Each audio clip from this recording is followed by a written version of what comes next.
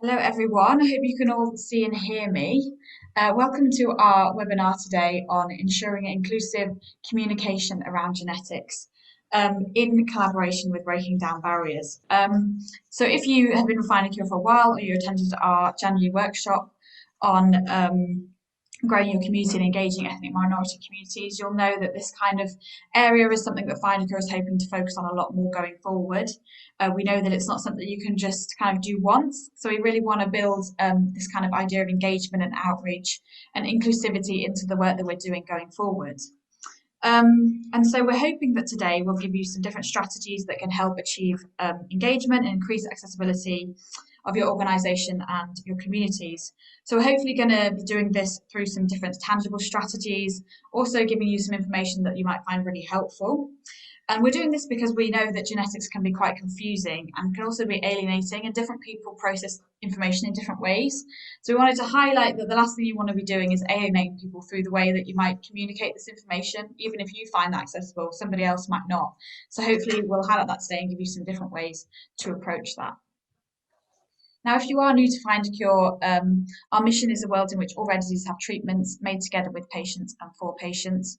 We really put patients, patient groups and collaboration at the heart to accelerate treatment development and care and help people achieve their goals. And we do this through empowering patient groups, promoting repurposing for rare diseases, and building a rare disease community to accelerate treatment development. And just a huge welcome to our lovely speakers today. So we're joined by Saima Ahmed, who is the project lead at the Sheffield Genetic Literacy Project. She works closely with lots of healthcare professionals in Sheffield to increase awareness around recessive genetic conditions and ensure that families are aware of the support and resources available to them.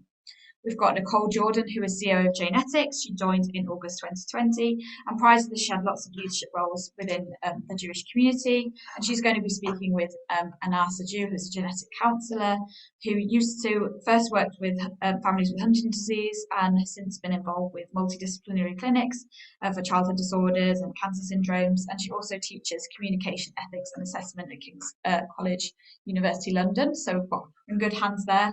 And then finally, we've got Christine Patch, who is clinical lead for genetic counselling at Jnetics England. And today's schedule will look like this. So after I've kind of introduced everyone, we'll be joined by Saima, who's going to be talking about understanding genetics and close cousin marriages.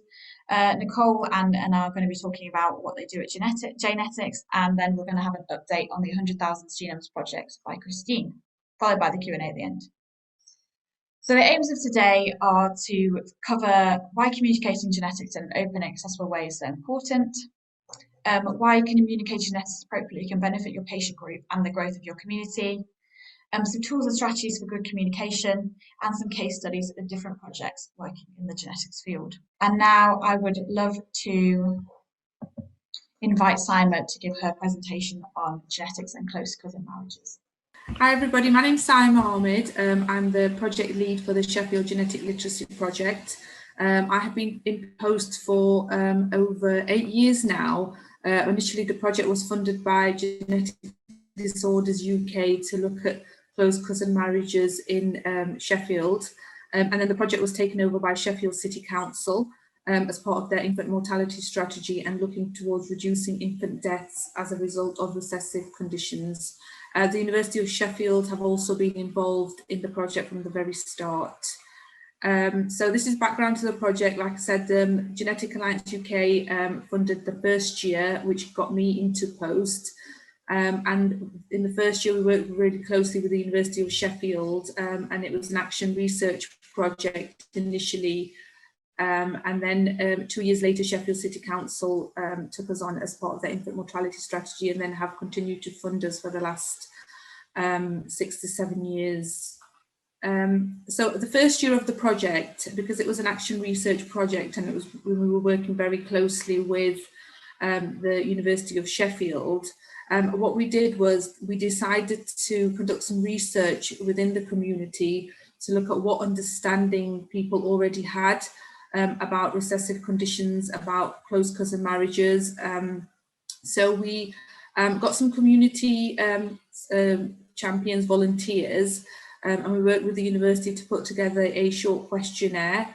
And these champions went out into the community and helped us with the questionnaire. So we had some younger female Pakistani women, we had older female Pakistani women, we had some men.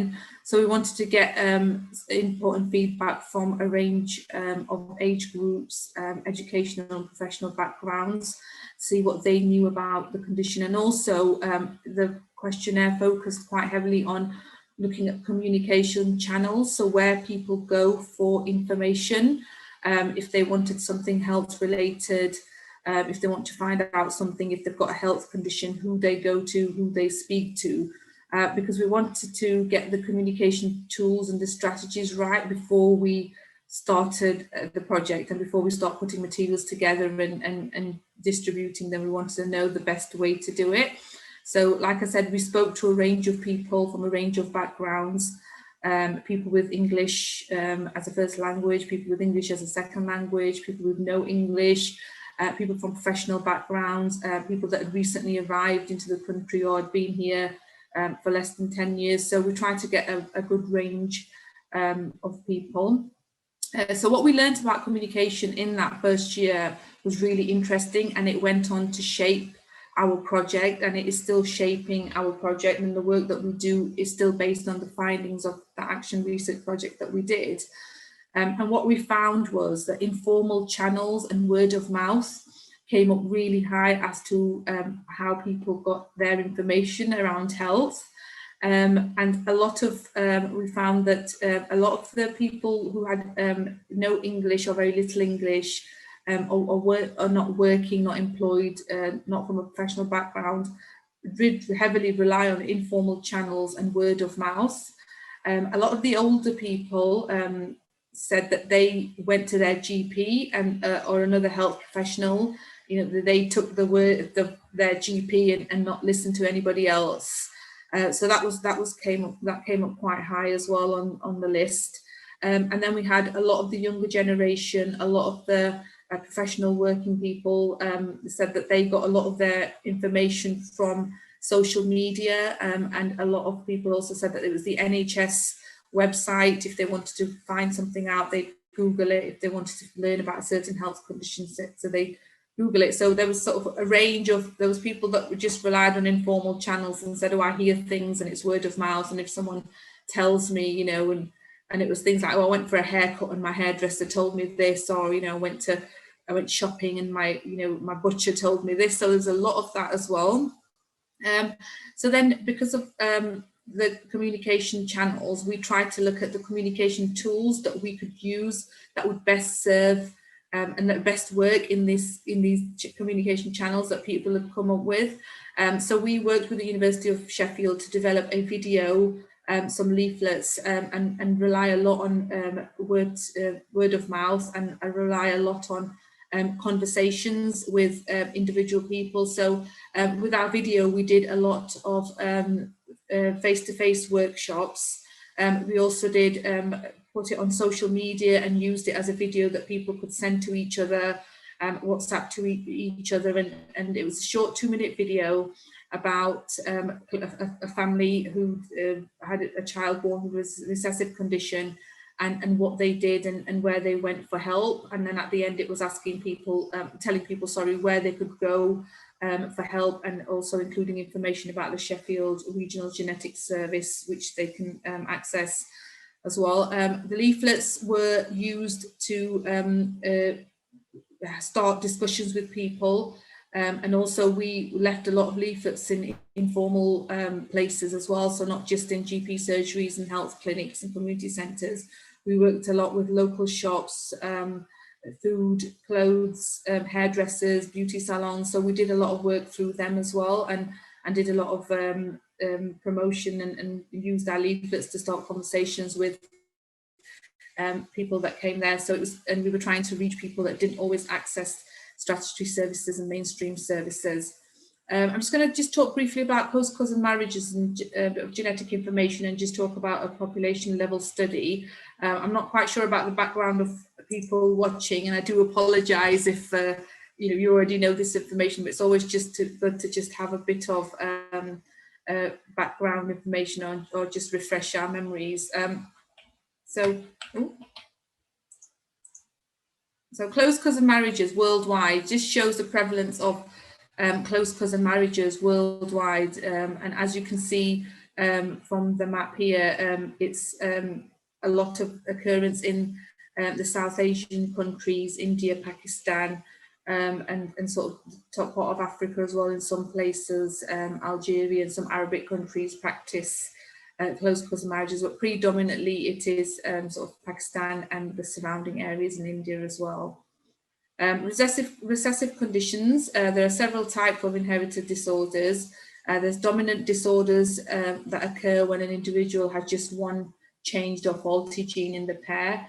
However, recessive conditions are when there are two of the same genes are faulty and not working properly, and as a result, a recessive condition can occur. Most people carry at least one changed gene for a recessive disorder, but if your partner is not carrying the same gene, then you're less likely to have a child born with a genetic condition. However, if partners are related to each other, then the chance of them carrying the same changed or faulty gene is increased. And obviously, the closer you're related, the more genetic makeup you share, and the more chance that you will have a change in the same gene. And therefore, there's a higher chance that your child will be affected by recessive genetic disorder. So if you look at this diagram, it just shows that in each pregnancy, there's a 25% chance or 1 in 4 chance that your child will get an infected gene from mom and an infected gene from dad, and be born with a genetic condition. And there's a 50% chance that your child will become a carrier. So if he or she only receives one changed gene from a parent, then they themselves will become a carrier and then have a possibility that then if they marry somebody who's also got a change in the same gene, then they could pass it on to their children as well. So we were quite clear, because a lot of families that we spoke to initially thought that it was so out of all the children you have, there's a 25% chance that you will have a child born with a genetic condition. And we had to sort of stress that in every pregnancy there's a chance that the 25% chance that you will have a child born with a genetic condition, a recessive genetic condition. I don't know if anybody knows about the Born in Bradford study. This was concluded in 2011, I think, and it was done with 14,000. We looked at 14,000 babies over an 11-year period that in Bradford, and they interviewed women from pregnancy all the way up to when their children were born, and they found that for every 100 babies born to unrelated couples, fewer than 3 had a birth disorder, whereas for every 100 babies born to related couples, 5 to 6% had a disorder, and the extra risk was mainly due to recessive genetic conditions, which were showing up as being common in related couples. And I know that number's not huge, 5 to 6%, but if you look at the unrelated couples, it was only 3% or lower, so it's sort of double the chance that a baby was born with a genetic condition. So that these diagrams just show you how the risks increases. So this was another study in Birmingham, and it showed that more babies were born with recessive genetic disorders in populations and cultures where people were marrying within the family compared to people that were not marrying within the family. So what can be done? So there was a number of recommendations that came out from the Born in Bradford study about what can be done. So these are some of them. Families with affected members should have easy access to culturally competent genetics services, should have access to counselling and testing. Some people may decide to marry outside of the family after, conversations with health professionals. Others may not. Some people may decide to have a pregnancy terminated with an affected child. Others may not. And some people don't want to have extra tests that are offered to them. Some people don't know about extra tests that can be offered to them. And some people may want to access extra support and information but still continue with their pregnancy. Community members can also increase their understanding and help encourage friends and families to do the same. So the stigma around terminations, or the stigma around going for extra tests, is taken away, and people can confidently go and access the services that are available to them. Another thing that was found, that health professionals need to increase their understanding and ability to provide sensitive services as well. A lot of my work with health professionals, health visitors, and midwives and other health professionals, it's come up that a lot of them feel that they don't have the skills to start sensitive conversations with people, or culturally appropriate conversations, and always fear that they're going to offend the family, or not get their message across.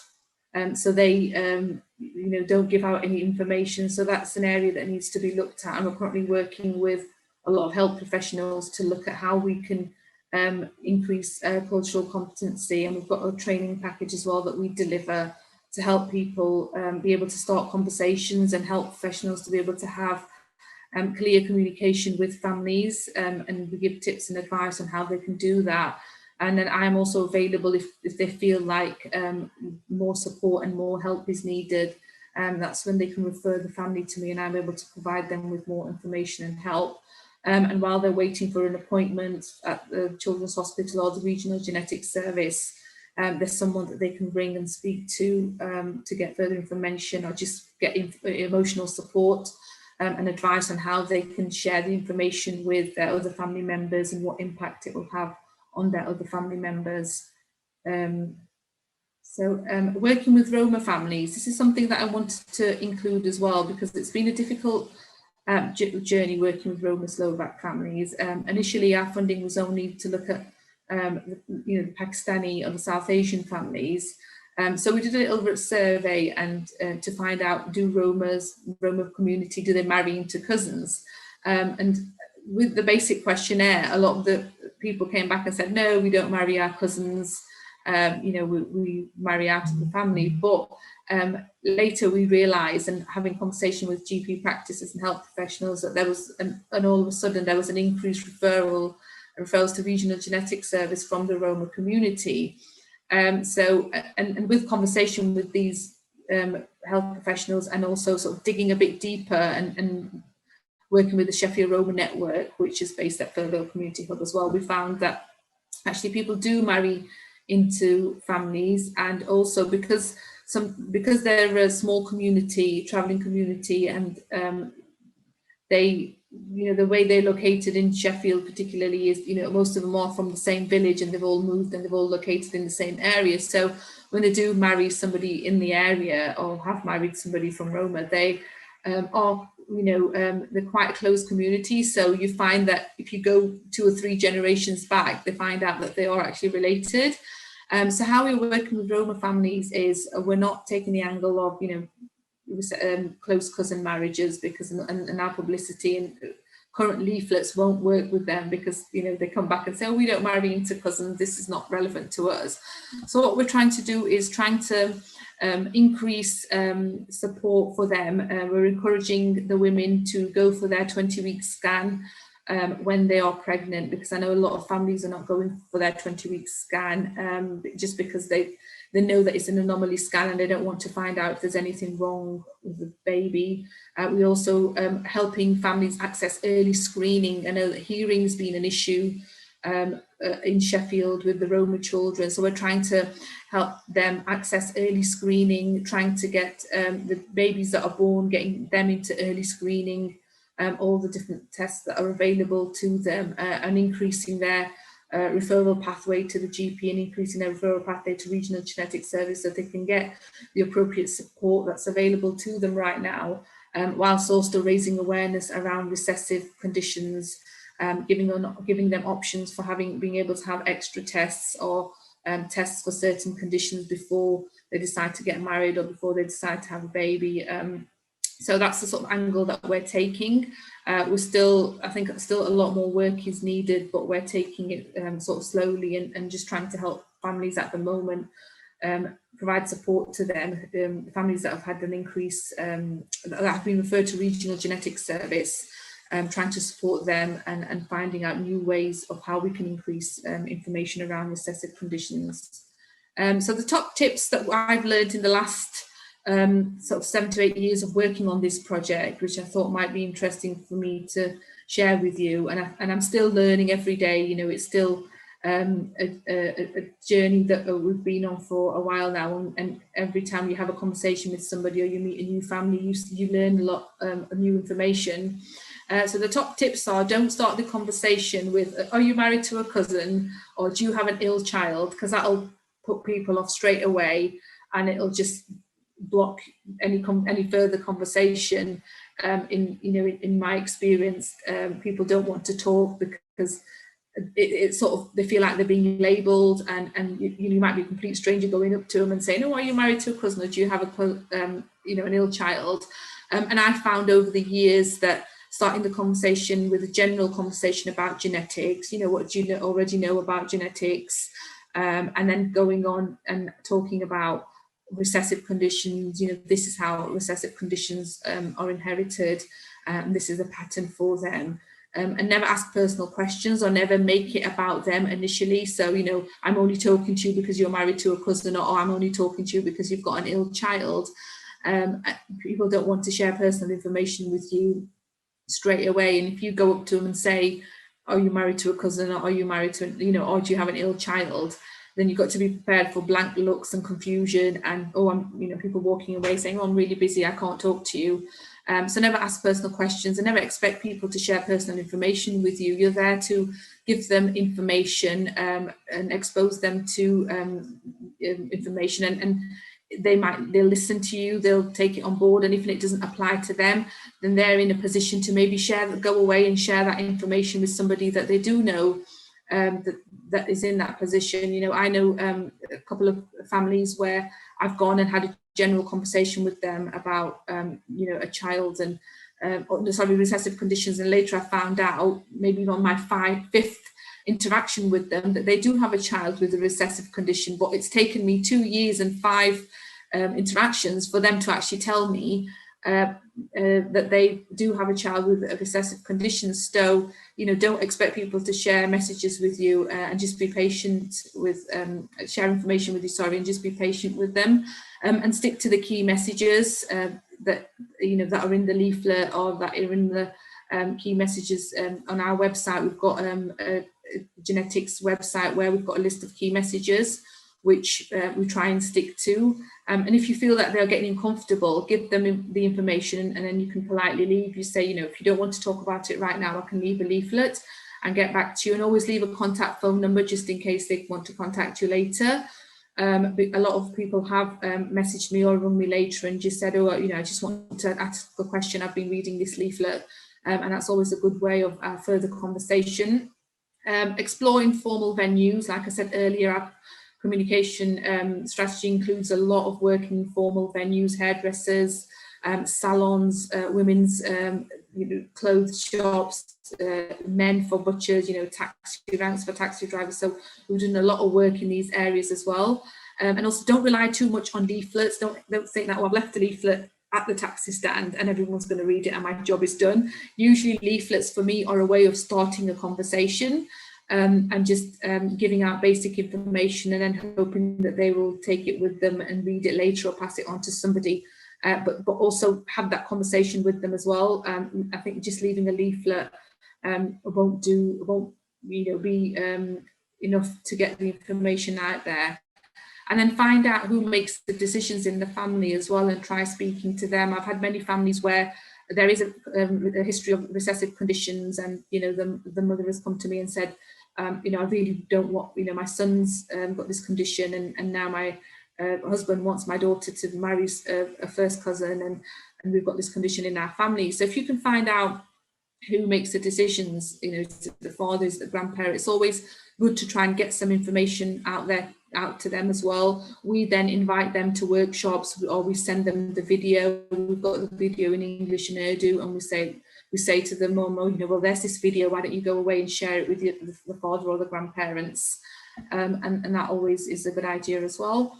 Just finally, professionalism and ethics in research and delivery, which is really important. And remember that the core goal of the project and my particular project is, and we're not telling people that it's wrong to marry a cousin or wrong to marry within the family. The goal is to increase people knowledge and access to services and enable them to make informed decisions. You can give them the information, but at the end of the day, it's their choice what they do with that information and whether they continue to marry within cousins or not. Be aware of sensitivities and emotions. Try not to get your own opinions or experiences too involved in the conversation, and avoid being judgmental. People hold their own opinion, and they're okay to make their decisions. And also be aware that any question, too many questions or any questions may cause concern or confusion or cause anxiety for people. So we have to tread sensitively and make sure that people are aware that we're here to provide support, help, and information, and not be judgmental. Thank you. Thank you so much, Simon. That was really interesting, especially about reaching out in different places and kind of, starting that conversation in those places. So thank you so much for that. And you can ask Simon any questions you have at the end of the webinar today. So I'd love to now introduce Nicole and Anna from Jnetics. So Nicole is the CEO there, and Anna is their genetic counsellor, and they're going to be talking to us about some of the work that they do over at Jnetics. So over to you guys. Good morning. My name is Nicole Gordon, and I'm the CEO of Jnetics, which I joined last August. Prior to joining Jnetics, I held a number of senior positions in both charitable and non-charitable organisations within the Jewish community. I have a particular passion for science and medicine, fueled by my studying biochemistry and immunology many, many years ago at Glasgow University, followed by a research post at Imperial College. Presenting alongside me today is Anar Sajou. Anar is an NHS genetic counsellor who first worked with families who had Huntington disease and has since been involved in multidisciplinary clinics for childhood disorders and cancer syndromes, as well as antenatal screening in the NHS and with Jnetics. Anar teaches communication, ethics and assessment models at King's College London and believes that patients are experts. We are going to start our presentation today by showing you a short film, which I hope will highlight the importance of the work we do. Our son Benjamin was born in 1978. He was diagnosed at 5 days old with cystic fibrosis. He had to have at least 1 or 2 hours physiotherapy every day and lots of very unpleasant treatment. Despite that, he actually had a good life. He loved sport. He ended up at Cambridge studying medicine, qualified as a doctor. At 23, he married his childhood sweetheart and was married for 3 years. On the 2nd of October 2005, at the age of 26 and a half, he died very suddenly from the effects of cystic fibrosis.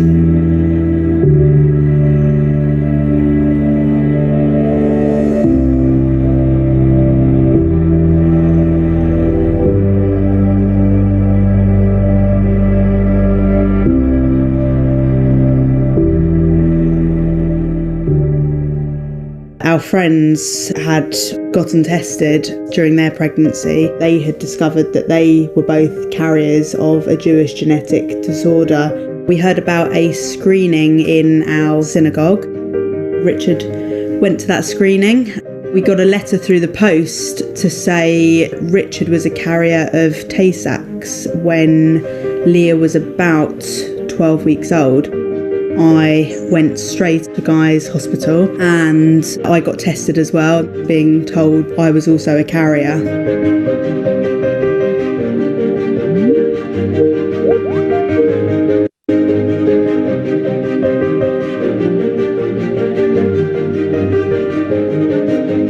They said to us, bring Leah down and get her tested as an absolute emergency. And then we somehow left the hospital and got back home, and we basically sat there. It was just the worst 48 hours of our lives. We agreed that we would come in on Wednesday afternoon. Somehow we got ourselves to Guy's Hospital. We walked in the door, we could tell straight away that it was all fine. Our lives restarted again.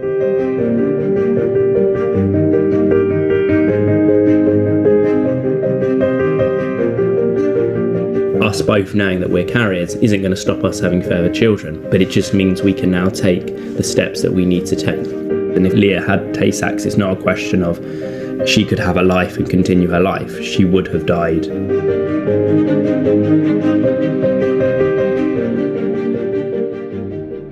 The Genius programme is designed to ensure that, so far as possible, the most common life-threatening Jewish genetic disorders disappear from the UK community.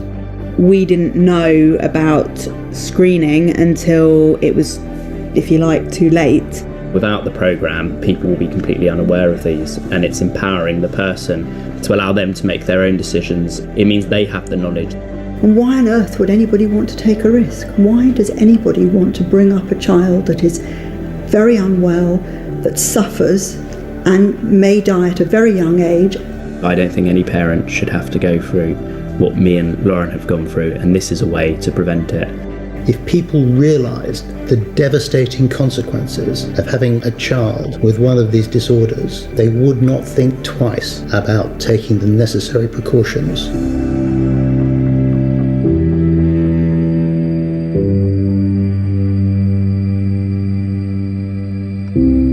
So Jnetics is the only cross-communal charity devoted to the prevention of Jewish genetic disorders. It was set up in 2010 primarily to bridge a noticeable gap between what was happening in other countries around the world, notably Israel, South Africa and America, with regard to managing Jewish genetic disorders, and the UK. Originally, we were set up as a valuable education and signpost organisation for the community.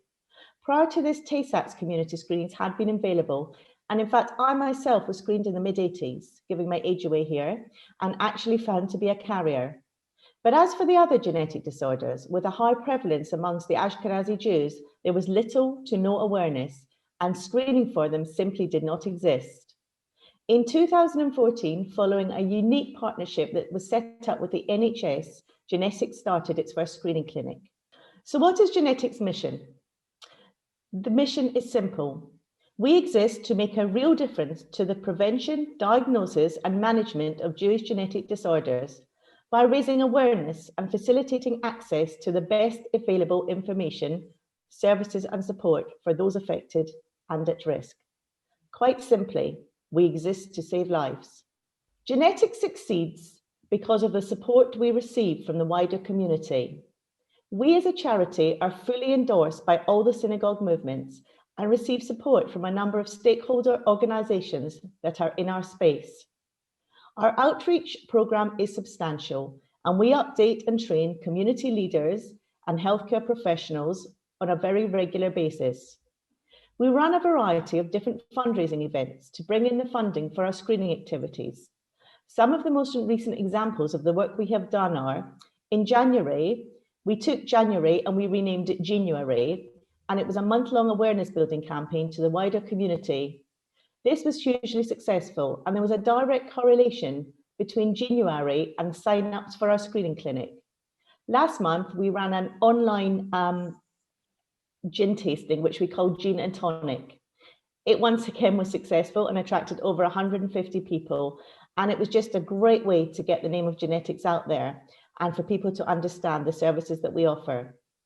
We will be running our first challenge event late May, which will be a 180-mile cycle in the Lake District, and we already have a good number of riders signed up who are keen to raise money for us. In July, we will be holding a major donor supper evening. We try really hard and vary our fundraising efforts to appeal to different sectors of the community, continually trying to increase awareness amongst young professionals, parents, grandparents, screening participants, and the list is endless. Social media plays a very important part in what we do, and we have found that simple executions such as like and share campaigns and Insta Lives really increase our social audience. This slide shows just a few of the many organisations that we work with.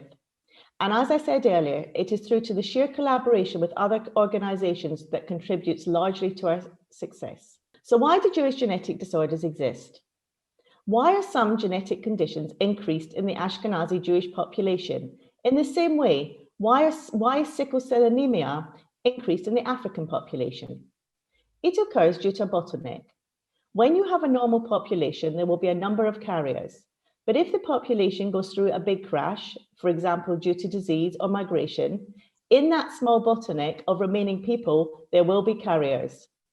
The bottleneck grows again as the community recovers, and the carriers will be disproportionately represented, which increases the risk of future generations to be affected by the conditions. Did you know that Ashkenazi Jews actually descended from just 300 people? I think that's quite a remarkable statistics. Now I'm going to pass over to Anar for the next few slides. Thank you, Nicole.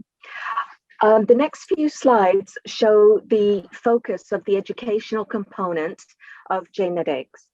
In the first column, Jnetics has done a great deal of research into community acceptability for BRCA gene-associated risks.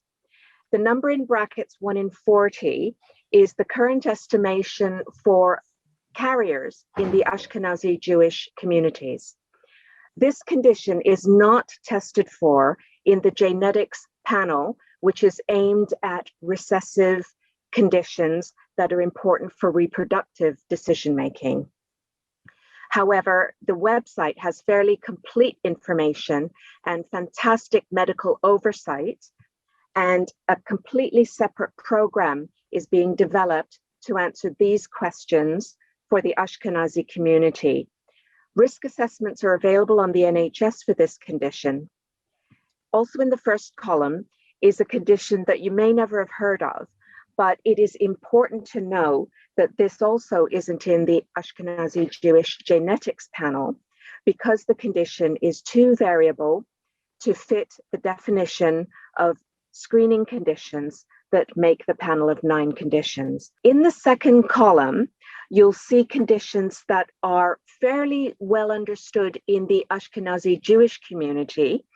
I've met a fair number of individuals at the university screening or at the other community screenings who know that a family member has a factor 11 deficiency in their blood clotting cascade. Gaucher disease has been well advertised because of the different types of condition. And in the genetics community, Gaucher disease is known as being a very complex condition and difficult to predict. Also, treatment for Gaucher disease is moving very rapidly into where it will be available for families affected. These conditions are not available on the Jnetics reproductive panel that we've partnered with to offer for the Ashkenazi Jewish community and will soon be expanding to include other Jewish communities. Jnetics offers carrier testing to the community in a non-judgmental and swift responsive way for these 9 conditions. When I counsel families, they will definitely have heard of Tay-Sachs disease. They may not have heard of any of the others, excepting perhaps cystic fibrosis. They will know cystic fibrosis as possibly a lung condition, and they won't necessarily know the numbers that we present in brackets, which is again the carrier frequency.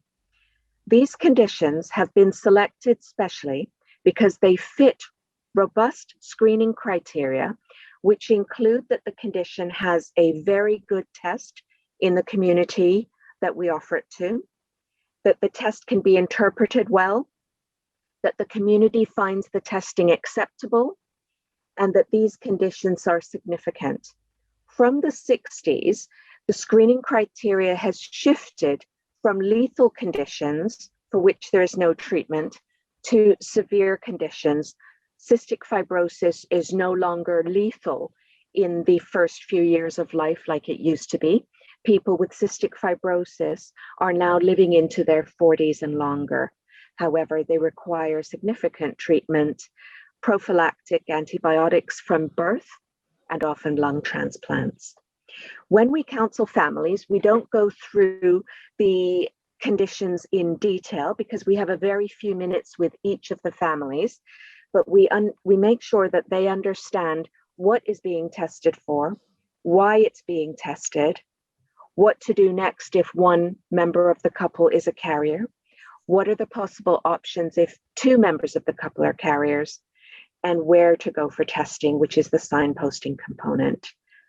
They get paper information, which is also available on the website with this information, but most families don't read them very thoroughly. They'll scan them before we meet. Thank you, Anar. So this table shows the conditions that Jnetics currently screen for. And as Anar says, you may have heard of Tay-Sachs and you probably will have heard of cystic fibrosis, but the other 7 you probably will not have heard of unless you or a member of your family have been directly affected. And I think that's very much the case when Anar's counselling as well. Ashkenazi Jews have a 1 in 5 chance of carrying at least one of the disorders that Jnetics currently screen for. And I think this diagram just puts it into perspective.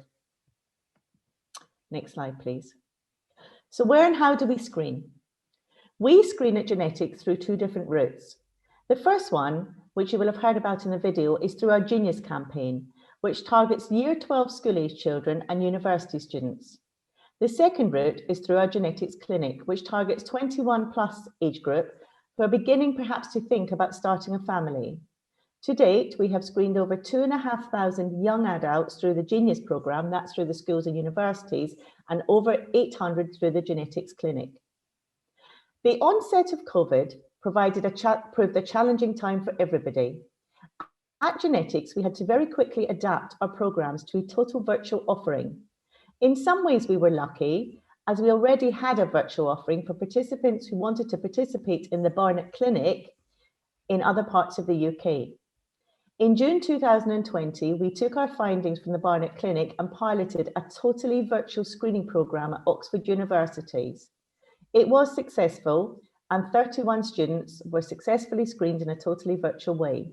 And in fact, it paved the way for a week-long Genius University Screening Week in November 2020. The virtual offering is actually in many ways much more efficient in terms of the sheer numbers we can screen and the geographical reach we can achieve. Genius University Screening Week proved to be the biggest screening campaign that Jnetics has done this far, screening 260 students across 59 educational centres in just 1 week. Quite an achievement. We have no intention of moving back to an in-situ screening programme for universities or for the Jnetics clinic. We have just recently piloted a virtual education and screening programme at one of the Jewish secondary schools in London.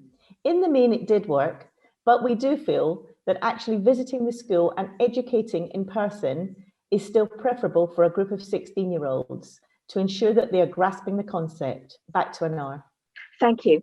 I would like to echo Nicole's comment about, for certain clinics, having a face and a person, a named person to speak to, being very, very essential. And I would find that during the screening process, families appreciate the pre-test information they receive and the opportunity to receive clarification before they start on their journey. So we start the screening process by ensuring that the participant has the written information to hand and a screening kit.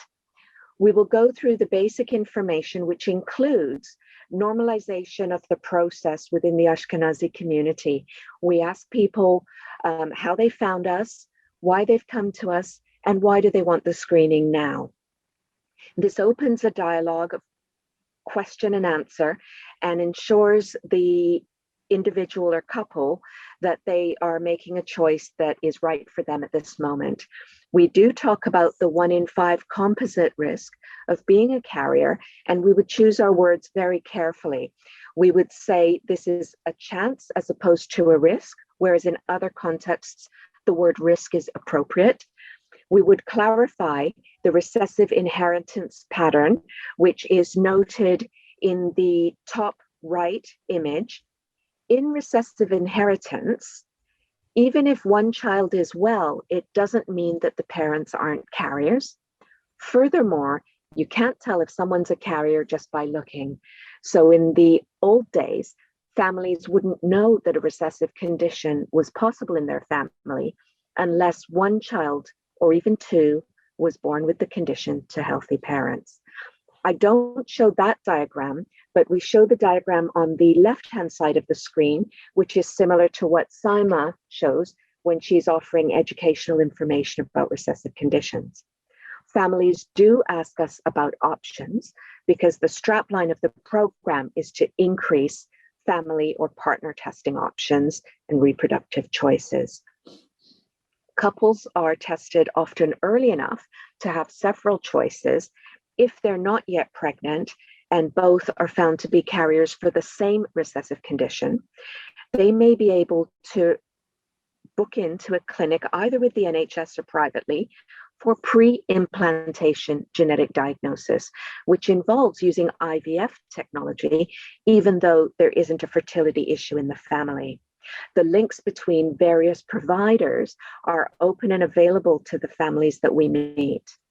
Bear in mind that our target families are ones that have not often directly experienced a family member having one of the 9 conditions we're testing for.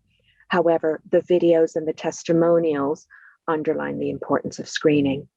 Families or individuals who come to see us in clinic or at the universities agree to participate with a written consent, which we're trying now to streamline so that the whole process after the virtual session is also paperless and seamless.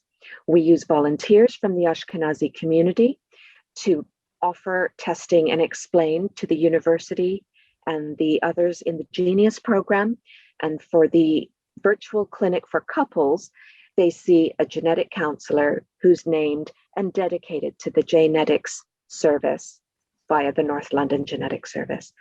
A kit is posted to the family and the sample taken is saliva-based. It's not as easy as you would think, but it doesn't take very long to give a sample. And in times of COVID lockdown, getting a saliva sample through to the families, to the individuals, and through to the labs has proved very simple, and we've not had disruptions in screening clinics or in the time frame for getting results back to people. People get their information by email, and if they are carriers, they will have given permission for their information to be sent to their GP. We are flexible, we're timely, and one of the best parts of this program is that it's continually improving and nimble. We use feedback from every participant and catalog it and ensure that the service is always aligned to the community. When I started with Jnetics just a year ago, I found this was the most outstanding service that the community offered, bearing in mind that I'm biased towards offering genetic counselling so that the information for the families is as clear and understandable as possible, and that anyone who's a carrier has a supported avenue from which they can inform their family members about carrier testing. This is termed cascade testing. Going back in time, when we meet families, we ask about why they've come to see us and take a family history. It often comes up that cascade screening has stopped or not started at all. So this is something in the counselling session that I spend a minute or two talking about. I ask about their knowledge of what conditions may be running in the family, and especially for pregnant couples, that will be a familiar question because their midwives and fetal medicine team ask that question as well. What we do in the genetic counselling appointment is a risk assessment, but we also, whilst we're communicating, understand if there's a family history, what that's meant to the people we're meeting. If there isn't a family history, we can give examples if they ask, but we're very careful when we talk about chance and risk, not to overwhelm with lots and lots of numbers. They do have the information sheet with the carrier risk of all 9 conditions to hand. We focus on the fact that when testing returns to them, they'll get a risk report that's a little bit longer than what the NHS reports we're used to would have returned, but that it contains very good and robust information targeted to the Ashkenazi and other Jewish communities about what the remaining risk of being a carrier is, even if their test is normal.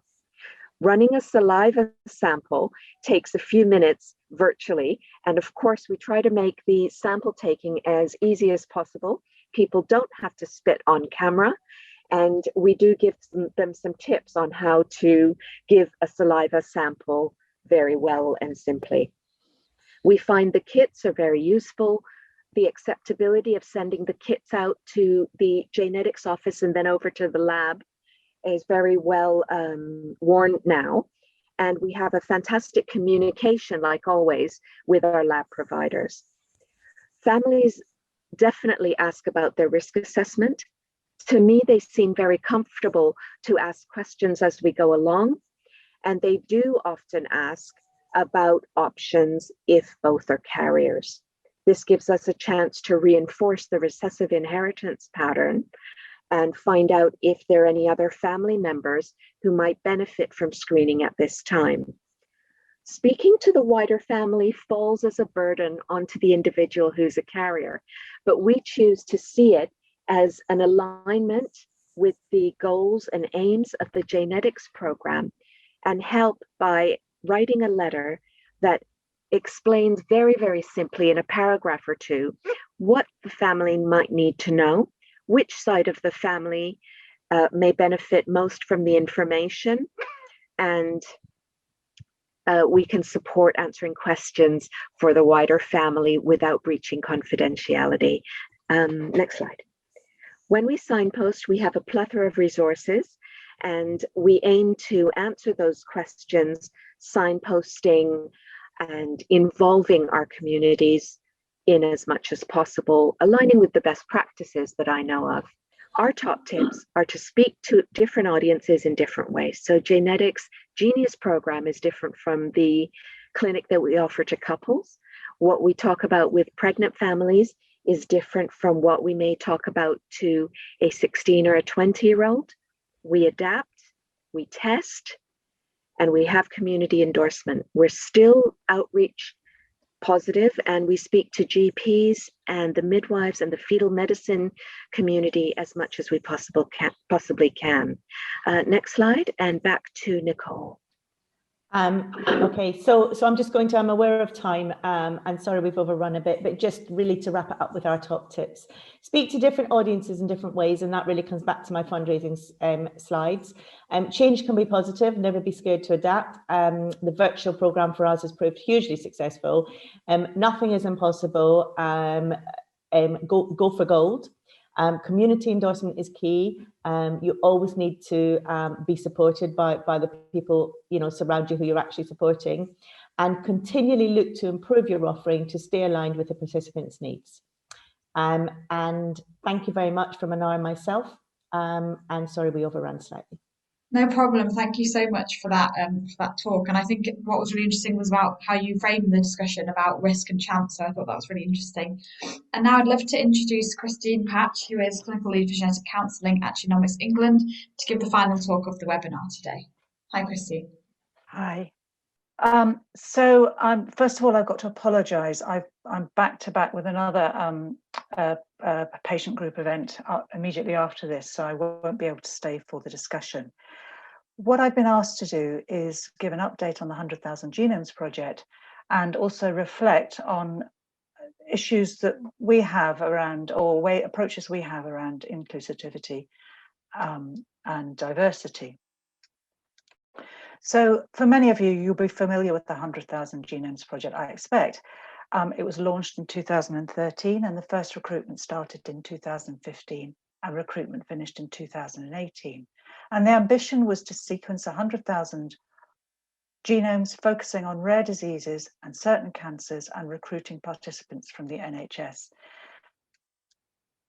So who was recruited? It was patients with rare diseases in the NHS, which included various family structures.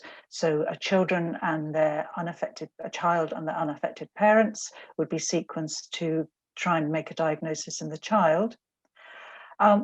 Patients with cancer were also recruited, and that was sequencing the cancer itself, the tumour, and the germline genome, the genome in every single cell in the body. And from the beginning of the project, the aim was to return results via the NHS to participants that might influence their diagnosis or their management.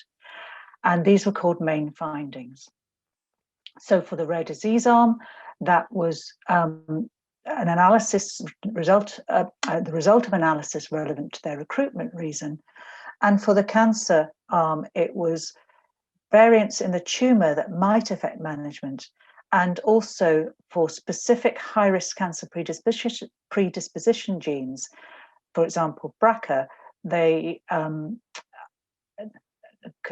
genetic variations that might be causal would be returned. For example, in a woman with breast cancer would have her BRCA gene screened.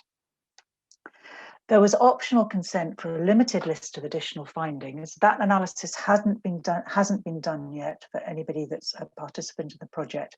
We are actively planning that now, planning with the NHS how to return the results, and it'll start very shortly and be finished this year. So just to illustrate the process, I want to use a story. So Jessica was aged 4 and she was recruited with her parents to the project because she had a rare condition that caused epilepsy. It affected her movement and her general development.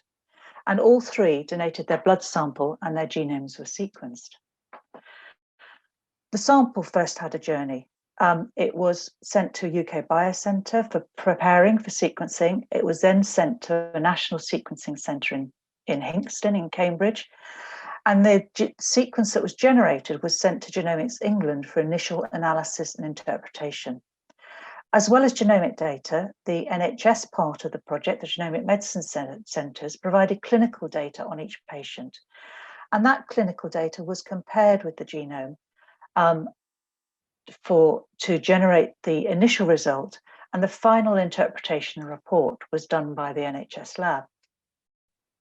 And if we look at whole genome analysis, the whole genome sequence in itself, the initial step is to just look at the variants from what's called the reference genome. So Jessica's genome was compared with this reference genome, and differences were observed. And the point here is that the process of analysis is a whole set of filters. So Jessica had 6 million variants in her genome. Most of those would be completely irrelevant to her reason for being in the project. You then filter down to see which of those variants are rare, because if they're common, then many more people would have the problems that Jessica had if they were commonly associated with Jessica's condition. And she had quite a number of those. You then look at whether they'd be predicted to cause a change in a protein, and you look at what she has that is different from her parents, because she has a condition and her parents don't have a condition. And it came down in the end to one possible genetic variant, which was in a gene known to be associated with conditions that were similar to the problems that Jessica had. And this was reported back to her through the NHS. And this particular gene encodes a protein that transports glucose into the brain. And there was already a syndrome known called GLUT1 deficiency syndrome that was associated with alterations in that gene. And what was very exciting in some ways, in some patients who have a GLUT1 deficiency, a ketogenic diet could help reduce seizures. So this meant that there was a change in management that might help Jessica. In the 100,000 Genomes Project and Genomics England, participants and patients are at heart of what we do. And the difference to Jessica and her family was, of course, that with this treatment, it might be possible that her medication will be reduced and her epilepsy may be more easily controlled. It also means, which will be very important to some of the charities I know perhaps on the call, is that diagnosis means that you can link up with other families who are in the same boat and just share stories. It's also taken out the uncertainty out of life for this family, in that they now know the reason for Jessica's problems. And all the results of the initial analyses have now gone back to the NHS, who are still working through them and returning them to patients. At the moment, our new diagnosis in the rate in the rare disease arm is around about 20 to 25%. We've also made difference in the cancer patients that were recruited. And this was a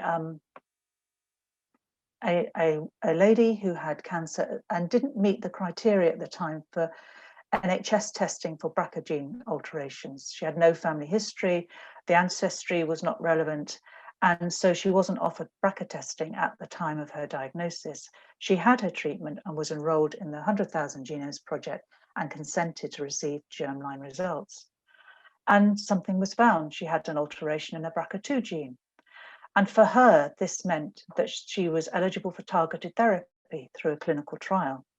It also meant that she knew something about her other risks. She was at increased risk of developing ovarian cancer and also had an increased chance of having a new primary breast cancer and had options to manage that. In her family, it meant that testing was possible for family members, and for those that it was relevant to, they had also options to manage, I'm going to use the word risk, the risk of developing cancer. I said previously that participants are at the heart of what we did in the 100,000 Genomes Project, and participants and patients are at the heart of what we're doing going forward. And a really important initiative at the beginning of the project was to set up a participant panel. And not only do we go to them for advice on information materials, approaches, pathways, they are also have members on our governance committees. And this is real involvement in governance. So for example, the Access Review Committee decides whether researchers can access the data that is held within the research environment, which we're now calling the National Genomic Research Library. And the participant panel members on that committee have a vote, and they can say, no, this is not an appropriate use of the data the participants have donated.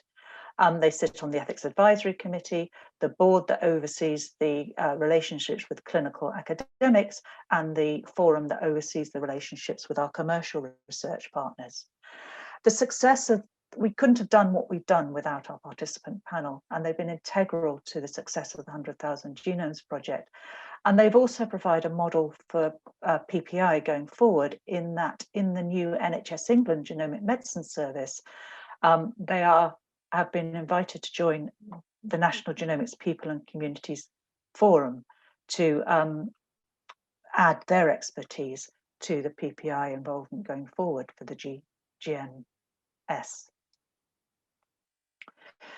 So bringing it back a little bit to inclusivity, so the 100,000 Genomes Project recruited patients with the aim of giving results. So the potential participants in the research had already been referred to the NHS.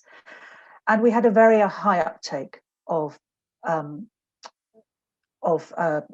to take part. And part of that was that generally people trust the NHS and trust the NHS clinicians. Intellectual disability was a major recruitment category, and this was not only children, but we were also had to consider that we might have people with intellectual disabilities in our adult potential participants, and so developing materials for them was also important. And if we look at minority ethnic populations, overall, the percentage of people in various self-reported ethnic groups was similar to the census data of 2011, but we shouldn't be too complacent, because of course these figures are overwhelmingly the major part of the data set. So there could and are, I am sure, really important details in these figures that we need to consider. The other thing is, of course, if we're thinking about inclusivity, it's not just related to minority populations, it's related to social deprivation, where you live, all those sorts of things. And we know that that participants in the 100,000 Genomes Project were overrepresented in the south of England, and that there was an overrepresentation of city residents versus rural residents. And I was very struck by Saima's comment on the Roma population. I worked in genetic services that served the south of England, the New Forest, and also on another occasion, London, that served Kent. And there are both significant traveller populations in the New Forest and Kent. And so the sort of issues we were dealing, particularly in London, was not only with certain ethnic minority populations, but also with other populations. So the 100,000 Genomes Project has completed recruitment. So what next? The NHS Genomic Medicine Service has been commissioned and is slowly rolling out, and whole genome sequencing as a diagnostic test has been commissioned as part of that for certain indications. For a few number of cancers, it has also been commissioned. And what the GMS in England has done is standardised the approach to genetic testing so that across the whole of England, the laboratories, the clinical services are working to the same standards and offering the same menu of tests. And so over 500 gene cancer panels for cancer diagnosis in tumours has been standardised so that a person living anywhere in England should get access to the same genetic testing and the same genetic testing of the same quality. So in Genomics England, the company is evolving, and it places itself very much at the fulcrum of what has been called this infinity loop.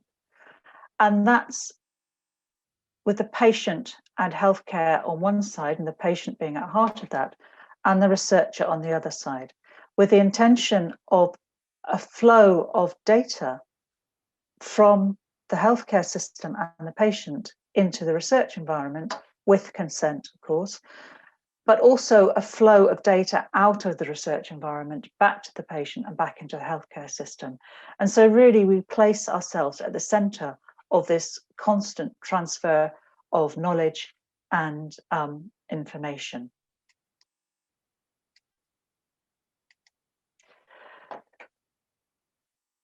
We have also been involved in the COVID research, and I'll talk about that in a little while. What I want to bring back to now is this word trust. This is just some data from another piece of work I'm involved with in my work with the Genome Campus Society and Ethics Research, about the importance of trust in people's decisions about whether they allow researchers to access their data. And if we lose that trust, we have lost a lot of potential for knowledge creation, scientific development, and also, bringing it back to patients' development of therapies and treatment, perhaps for their conditions. In the 100,000 Genomes Project, we did a public dialogue on genomic medicine a couple of years ago, which picked up some of the red lines, the real concerns that the people from the general public have about genomic medicine and what it might mean for them. Genetic manipulation, data being used inappropriately for surveillance or inappropriately for administrative and political uses, concern about predictive insurance tests. And this is despite in the UK there being an understanding between the insurers and the Department of Health that genetic testing at the moment is not used to set premiums. Predictive genetic testing is not used to set premiums. And a big issue is, of course, understandably using genomic information to target product marketing at individual people. And we need to acknowledge these real concerns about the use of genomic data and genomic medicine. And in the COVID project, I think I've missed a slide out. In the COVID project, we know that the effects of COVID, they affect different communities disproportionately. And in Genomics England, we're involved in working with the COVID researchers, sequencing the patients' genomes to try and work out, establish whether there are any genetic variations that are driving some of these differences. And of course, for those genetic variations, to get that knowledge, we need to be recruiting people from the relevant population groups. And that is really hard. And we have done a lot of work on that in terms of information material, trying to target relevant community leaders, influencers in the group, set up sample collection facilities near communities, but it's still really hard work, and we're not necessarily succeeding as well as we would like to. So in the 100,000 Genomes Project, we hold a lot of data. This is just an example of the genomic data, and as you'll see, the sequences from people who've had COVID are also now in that. But what's really important is that we recognise, and I'm indebted to this for this slide to Gillian Hastings Ward, who is the chair of our participant panel, that behind every data point is a face. And this is Gillian and her son here. But I would like to add that alongside that data point, there is a face, but there's also a story. And in bringing this short presentation back to what you're considering in this webinar, is that inclusivity is important, and it's really important for the science. It's important also for issues such as fairness, equity of access to treatments and diagnosis. And what I learned from my practice as a genetic counsellor is that in relation to the data that we hold in trust for our participants, is to really consider this, that every data point has a face and a story, and actually every story is individual. So when I'm communicating with participants and patients, it's important to listen to and hear the story, to create a shared understanding, and use the principles that underpin genetic counselling practice to be non-judgmental, to be aware what my preconceptions might be, and to be empathetic. That is, I will never have the same experiences as any of the participants I talk with or any of the patients I see, because I have my own unique experiences and they have theirs, regardless of where we come from. But by being empathetic, we can try and walk alongside these patients and participants so that we can move towards creating this shared understanding. So this has been a bit of a run through very quickly, so I apologise for that. I'm very happy for the facilitators to pass on individual questions if that's helpful. If you have specific questions about the 100,000 Genomes Project, then there's a lot of information on the website, and there is also a service desk contact. So for example, I don't know if there are any participants on the call that have specific questions that they feel haven't been answered previously, then the way to try and get answers to that question is through the Genomics England website. So thank you very much for having me, and I must say I've enjoyed the other two presentations very much. Thank you so much, Christine, for that insight into the 100,000 Genomes Project, and we will pass along any questions and your contact details as well, so thank you. Okay. And I think that's really interesting how you don't need to have all these really complex systems, you just need to be able to listen and understand other people's perspectives, and that's something we've been highlighting a lot recently at Findacure, so if you've been to our workshops, you'll know that. So I'd love to invite the panellists to put their cameras back on so we can have the Q&A session with all the panellists, barring Christine. Hello everyone, hello again. So if anybody has any questions, we do have about 12 minutes to answer those. So you know how it works, you just write your questions into the question and answer box and I'll read them out for you. We have a question about whether members of the panel can speak to the provision of holistic support for families going through genetic testing.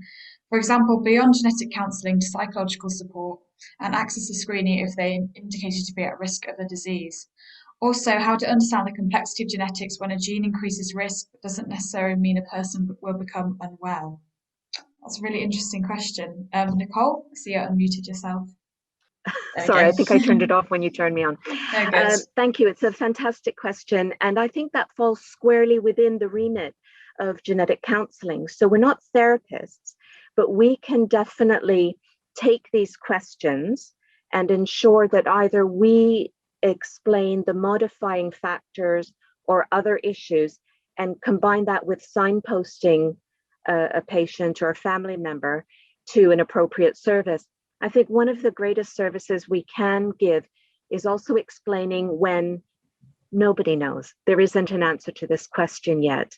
And when families have gone through years and years, what we still call a diagnostic odyssey, knowing that there is an answer and we can help, or there's an answer with uncertainty, we can help to sort of weigh it up, or there isn't an answer at all as yet. We can provide that information. We also help families look for research. So we'll use clinicaltrials.gov or other avenues to point people into the direction of approved research. So research approval now needs to have patient participation and all sorts of ethic approvals. So we use websites like clinicalgenetics.gov and the NHS websites, plus the websites that some of the support groups are involved in, because they're very active and robust as well. So I think if you start with your genetic counselor or your GP, hopefully you won't get a blank look, and they can take care of some of the questions surrounding the nucleus of why you've been referred. So we have another question that says, is there any way that information for a specific condition and linked to the charity/support group could be sent to the geneticists when they are sent the results from the 100,000 Genome Project?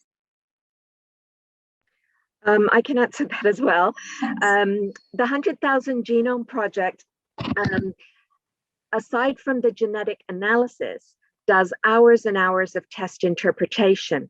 So all those references and the data that's used are freely available to the medical and scientific and counseling team that receive those results. And it's a team-based kind of back and forth about the information that's going to help the family.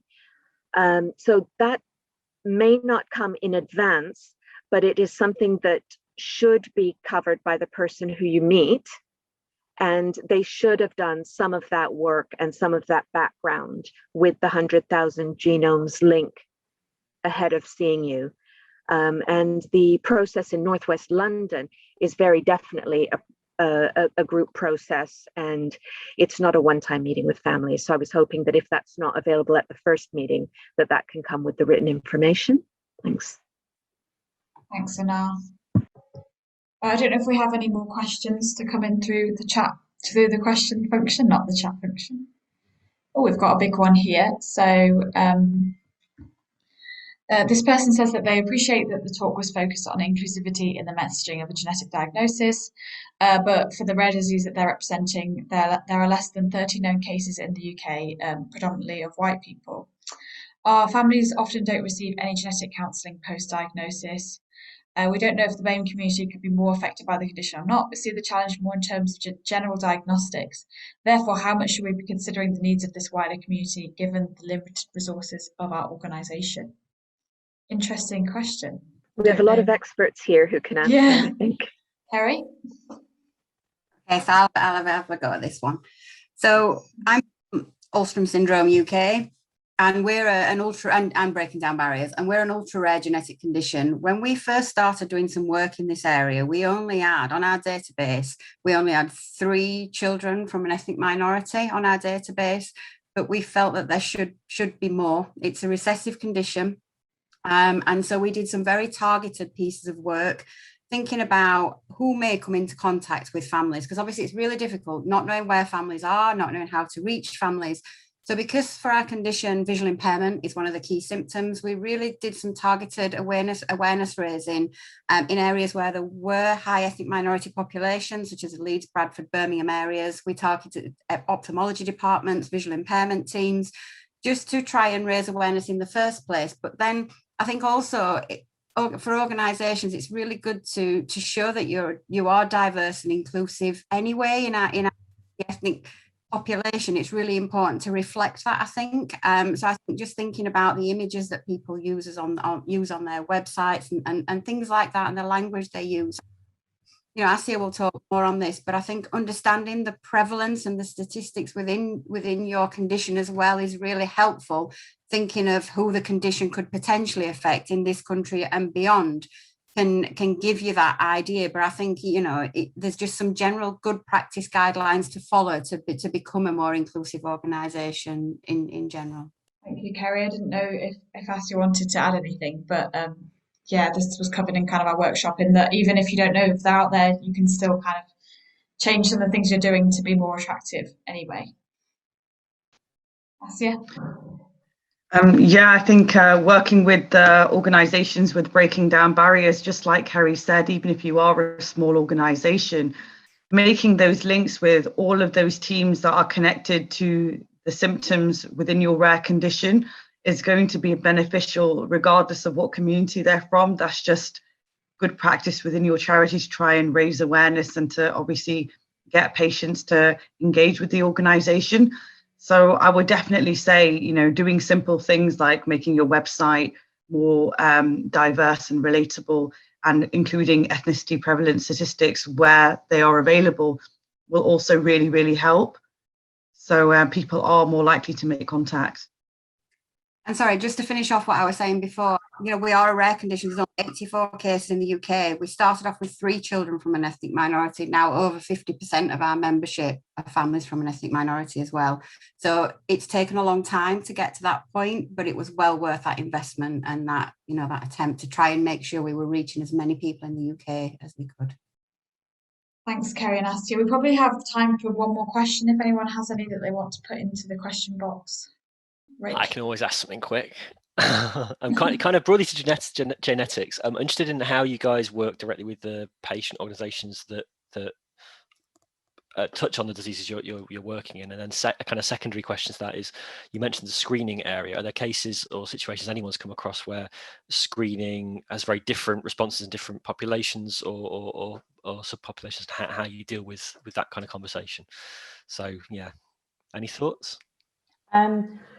Yeah, I can certainly answer on the screening side of things. I mean, the response as far as the screening goes is actually sort of very positive and very well received sort of by the wider community. And I think actually what we've done quite successfully, we've begun to totally shift mindset within the Jewish community and sort of break down any barriers that are associated with, carrying one of the faulty genes. So I think that's all really sort of in the marketing and sort of, how we're portraying it to the wider community. Sorry, and the other half of the question was? How you work with the patient organisations for those conditions that are kind of prevalent within your population. Is there interaction there, or is it quite separate? I think it's quite separate. Interesting. I think it's quite separate. And with the conditions that we actually, there are many other sort of genetic disorders that we aren't screening for, and we're actually looking at hopefully expanding our panel in the next few months, which is quite exciting, to include probably another 30-40 conditions. But if they're not conditions that we as a charity actually screen for, then what we try and do is signpost in the right direction. And I guess that's where the other organisations would come in. So we try, where possible, to equip people with as much information as we can and signpost them in the correct fashion. Brilliant, thank you. Can I just add to that as well, Rick? I think patient organisations have a really important role to play in this process, I think, because when families do get a firm diagnosis, when they leave their health appointment, they're often on their own and would often turn to a patient organisation for that additional support. Also, if they are waiting for a result, so sometimes you can have a genetic test and you're waiting a long time for a result. Sometimes then I did that personally myself, when we were waiting for a genetic diagnosis. It was a patient organisation I turned to for that support in that interim period. So I think, that's why we're really wanting to look at how we can upskill the patient organisation communities to be able to support that, because that's a lot of pressure and we're often not trained in genetics. And, and we need to understand those boundaries, but also be in a position to be able to bridge the gap between the families and the health professionals and support in the interim. Thanks, Kerry. Quickly, we'll go to Astia. I just wanted to ask Saima a question about her talk. Are there any differences in barriers between the South Asian communities and the Roma Eastern European communities you're dealing with in Sheffield? Yeah, like I mentioned before, the barriers for the Roma community is that they don't admit that they marry into cousins. So initially, when we had the conversation, or tried to have the conversation with them, we were quite resistant to engage in any conversation and to talk about it and talk about genetics. So we found that really difficult. They just, a lot of them just said, no, we don't marry into cousins, and just left it at that. But when we worked with the Sheffield Roma Network and did some interviews and digged a bit deeper, we realised that they do marry into cousins. Then secondly, there'd been an increase referral to the regional genetics service as well, and GPs were saying that there's been an increase of certain recessive conditions, and so then we started to sort of take that approach and try and get people to access screening, access support and help. Whereas the Pakistani community are more open to conversation around close cousin marriages and around genetic risks, because they know that they want to, that they do marry into cousins, and they want to sort of change some of the trend around it. The resources as well that we use for the rest of the population, we're not able to use the same resources for the Roma community, because translating a leaflet into genetic information in it. I've been given feedback that some of the terminology is completely alien to people. So, having it in written form is not as beneficial as having a conversation with somebody or trying to explain it by a conversation. So, we've had to look at different ways of trying to get the message across to people. Thanks, Simon and Asya.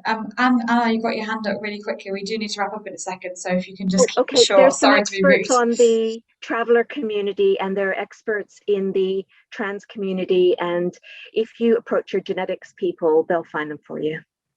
Thank you. Thank you very much. Thanks, Anna. That's really helpful. So I'm just going to quickly share a slide. Thank you all for your questions, and to our panelists for answering those so well. And now just a huge thank you from Findacure, and a huge thank you to all of our speakers today. We really appreciate you giving us your insight and sharing that information with us. I think it's going to be really helpful for the audience here today. So thank you for attending, and I hope you have a great rest of your week.